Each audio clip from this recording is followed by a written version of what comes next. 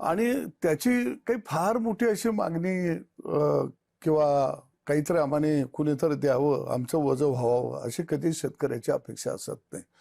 मुळामध्ये सरकारनं शेतीमध्ये पायाभूत सुविधा शेतकऱ्याला उभा करून द्याव्या. मग रस्ते असतील, साठवणुकीची व्यवस्था असेल, आयात निर्यात धोरण असेल, त्याला लागणारा कमी व्याजदरामध्ये दीर्घकालीन कर्ज पुरवठा असेल, या सारख्या उपाययोजना, मग शेतीला पाणी असेल, वीज असेल, या साधक बाधक मागण्या त्याच्या खऱ्या अर्थानं शेतकऱ्याच्या सरकारच्या माध्यमातून असतात.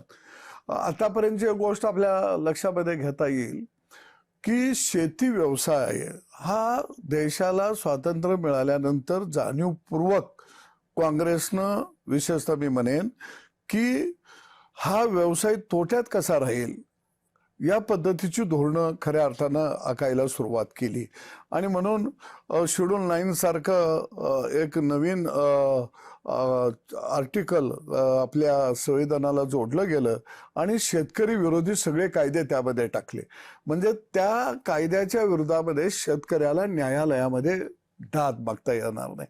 आता शेतकरी काय म्हणतो, ऊस मी लावलेला आहे, मग मला कोणत्याही कारखान्याला ऊस घालायला मान्यता, परवानगी असली पाहिजे. पूर्वी नव्हती. शरद जोशींनी आंदोलन केले, शेतकऱ्याला ती परवानगी मिळाली. आता आम्ही काय म्हणतो की तुम्ही बेरबारची दुकानं काढायला तुम्हाला अडचण नाही, पिठाच्या चक्क्या किती असाव्या अडचण नाही, भुशारी मालाची दुकानं किती असावी ती अडचण नाही, मग साखर कारखाना किती असावं होतं हे तुम्ही ठरवणार कोण? आता हवाई अंतर आहे, 25 किलोमीटरमध्ये दुसरा कारखाना असता कामा नये. मग आता कारखाना आहे तो कोणाकडं? ह्या सगळ्या लुटारूंच्याकडे साखर कारखाना आहेत आणि शेतकऱ्याचा तिने एरिया वाटून घेतलाय.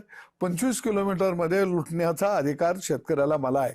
म्हणजे हे सगळे वेगवेगळ्या पक्षामध्ये आहेत, यांची राजकीय भांडणं आहेत सत्तेसाठी, पण शेतकऱ्याला लुटण्यासाठी मात्र या सगळ्यांचं एकमत आहे. आणि मग शेतकरी काय म्हणतो, 25 किलोमीटरचं अंतर काढून टाका. शेतकरी काय म्हणतो, सेलिंग ऍक्ट काढून टाका, कमाल जमीन धारण कायदा रद्द करा. शेतकरी काय म्हणतो की अत्यावश्यक वस्तू कायदा रद्द करा. म्हणजे अत्यावश्यक वस्तू कायदा म्हणजे काय की शेतकऱ्याचा शेतमाल म्हणजे अत्यावश्यक झालं. मग सोनाराच्या दुकानातलं सोनं का अत्यावश्यक नाही? काय आम्हाला सोनं आमच्या बायका